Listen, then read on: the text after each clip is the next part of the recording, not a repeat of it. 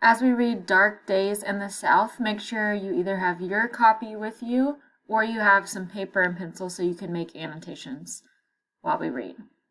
Dark Days in the South, excerpt from A History of U.S. Reconstructing America, 1865 to 1890, by Joy Hakim. Reconstruction, a failed attempt to rebuild. The Civil War was over, and all across the land mothers and fathers buried their sons, wept, and tried to forgive the enemy that had caused so much devastation and pain. Most people seemed to understand that the country had to be made whole again. Its wounds needed to be bandaged. President Abraham Lincoln had been determined to use kindness in bringing the South back into the Union. Actually, Lincoln said the South had never left the Union. Some Southern people had rebelled. That was what had happened, Lincoln said. It was like a family fight. They were still part of the family.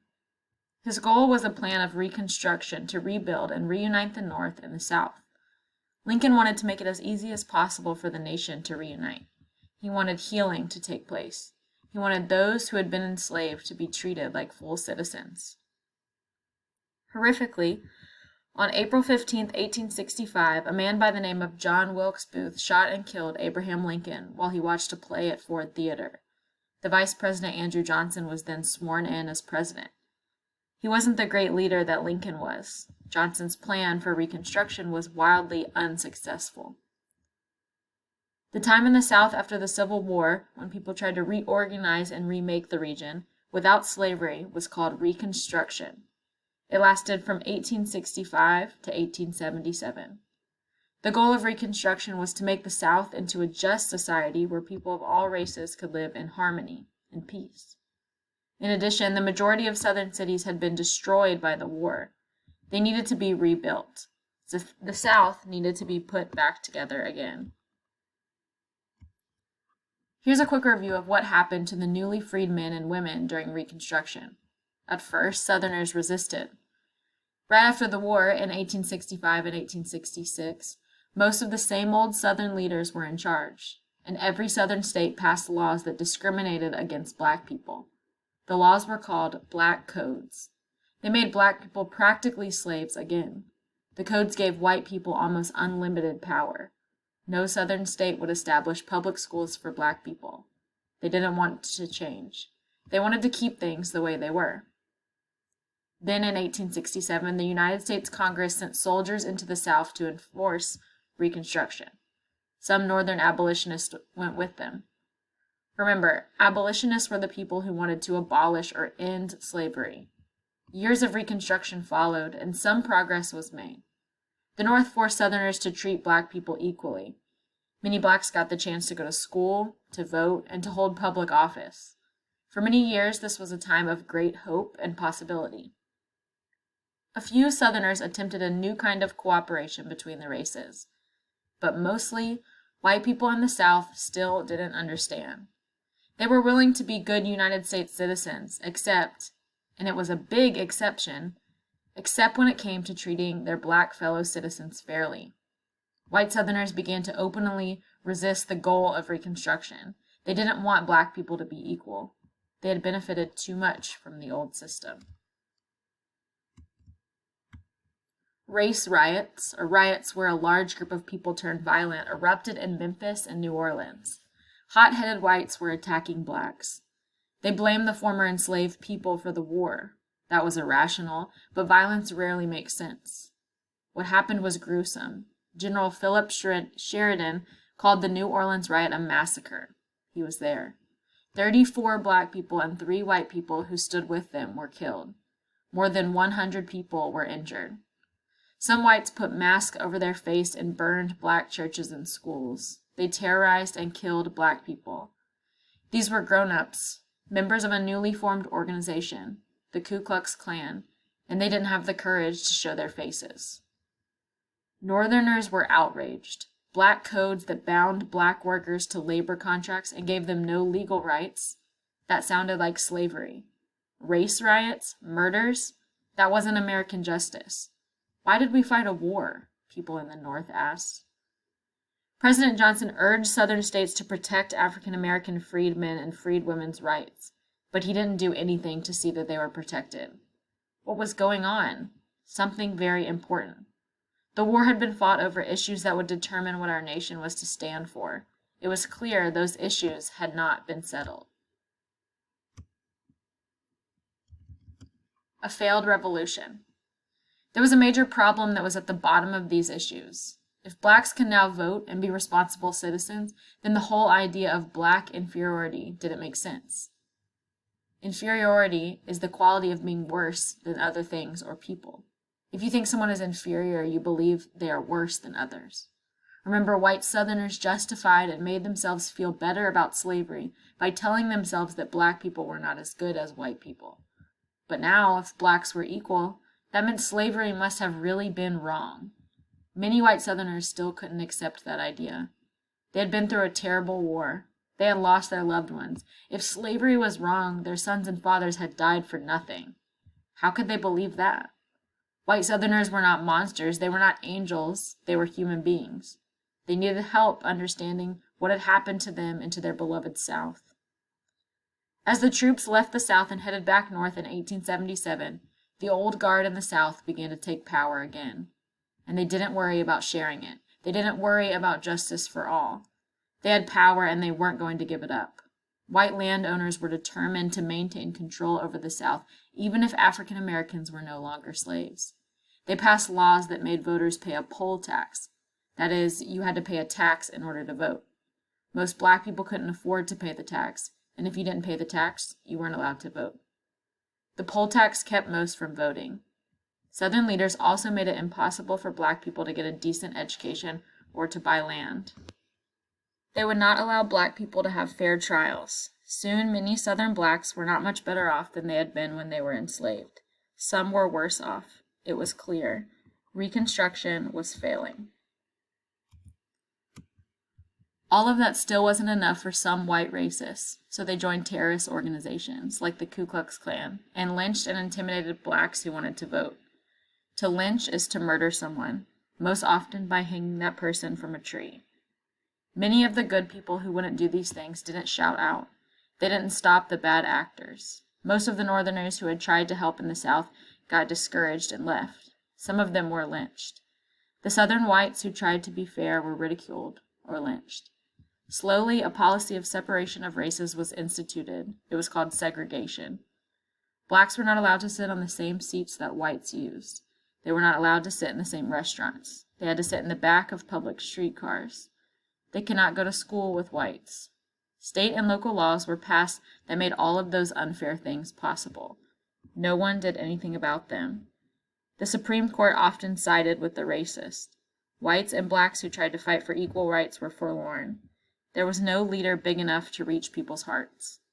To make things worse, a fool named Jim Crow, a clown character who believed in separating the races, had come to the South. Jim Crow, a system of oppression. Jim Crow wasn't real. He was the name of a character in a racist song that was performed before white audiences. Over time, the name Jim Crow came to stand for an evil policy. When the term Jim Crow is used, it refers to the policy of segregation of the races, also known as segregation. When people use the term Jim Crow, they are not talking about a person. They are talking about this policy of segregation of races and the horrific treatment of African Americans in the South between the 1870s and 1960s. Before the Civil War, the North has something that the South didn't have. It had segregation. In the North, the races were separated, not by law, but by habit. Usually people of color were not welcome in white hotels, restaurants, schools, or theaters.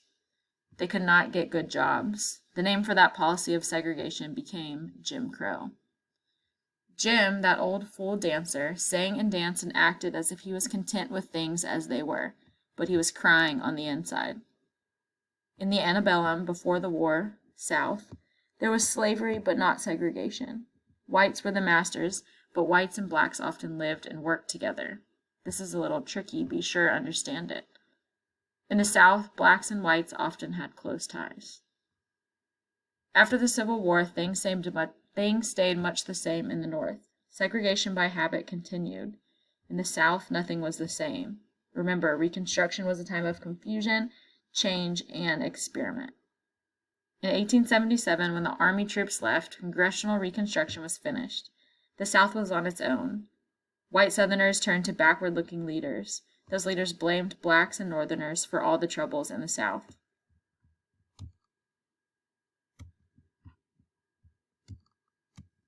The Redeemers, those who wanted to end Reconstruction, began by counting votes incorrectly. That's called voter fraud. They paid some poor blacks for their votes. Eventually, they took the franchise, the right to vote, from blacks and poor whites by passing poll taxes and other laws meant to keep blacks from voting. Without the vote, black people were powerless. The system of Jim Crow came to dominate the South. Lawmakers passed laws that made it a crime for races to be together. Soon, blacks and whites had to ride in separate railroad cars, go to separate schools, eat in separate eating places, pray in separate churches, and get buried in separate cemeteries. There was nothing black people couldn't do about it. Remember, they were no longer able to vote. Although there were some Southerners who tried to stop Jim Crow laws, common sense had fled from the South. By the time the new century arrived, 1900, Jim Crow was going wild. Black citizens who had high hopes after the Civil War were now sometimes worse off than before. Hundreds of black people were lynched or hanged by white mobs, and police did nothing about it. The 14th Amendment says no state shall make or enforce any law which shall abridge the privileges or immunities of citizens of the United States, nor shall any state deprive any person of life, liberty, or property without the due process of law, nor deny to any person within its jurisdiction the equal protection of the laws. What does that mean, the equal protection of the laws? Read the amendment again. Make sure you understand. What does that mean, the equal protection of the laws? Read the amendment again. The 15th Amendment says the right of citizens of the United States to vote shall not be denied or abridged by the United States or by any state on account of race, color, or previous condition of servitude. Were the Jim Crow laws constitutional or unconstitutional? What do you think? Were the Southern states defying the Constitution when they passed laws that treated blacks and whites differently? Legal segregation. Plessy versus Ferguson. Of course they were unconstitutional. In 1896, some Louisiana citizens went to the Supreme Court to see what they could do about it. 6 years earlier, the Louisiana General Assembly had passed a bill that said railroad companies must provide separate but equal accommodations for white and colored races on passenger trains. Homer Plessy's great-grandmother was African. Everyone else in his family had a European background. Plessy's skin was white, but according to the racists, anyone with any African blood was considered black. His friends in New Orleans wanted to show the ridiculousness of the whole idea of racial categories. That's why they chose white-skinned Homer Plessy for a test case. They got Plessy to sit in the white section of a railroad car. When the conductor was told he was black, Plessy was arrested, charged with breaking the law, and put in jail. Plessy and his lawyer said that the separate but equal law was unconstitutional. New Orleans Judge John H. Ferguson said that they were wrong. Plessy's case made it all the way to the Supreme Court. It was called Plessy versus Ferguson. That case is famous for being one of the worst decisions the Supreme Court ever made. It changed the lives of millions of people, and not for the better. The court agreed with Judge Ferguson. After that, Jim Crow really went wild. He danced and sang like fury. Separate but equal became the way of the South. Before the Plessy case, there was many examples of integration in the southern states. 20 years later, there were almost none. One Supreme Court Justice, John Marshall Harlan, disagreed with the other justices. He said so in strong language. He wrote a dissenting opinion in Plessy v. Ferguson. Justice Harlan said, "In the view of the Constitution, in the eye of the law, there is in this country no superior, dominant ruling class of citizens. There is no caste here. Our Constitution is colorblind, and neither knows nor tolerates classes among citizens." Justice Harlan's words are worth remembering. Every lawyer knows them. Every American should. It would take a long time before the Supreme Court would finally agree with Harlan and get it right. It wasn't until 1954 that the case was reversed and the Supreme Court declared that separate is not equal. This decision, a black minister named Martin Luther King Jr. and a teenager named Claudette Colvin would finally help heal the wounds and began the real Reconstruction in America.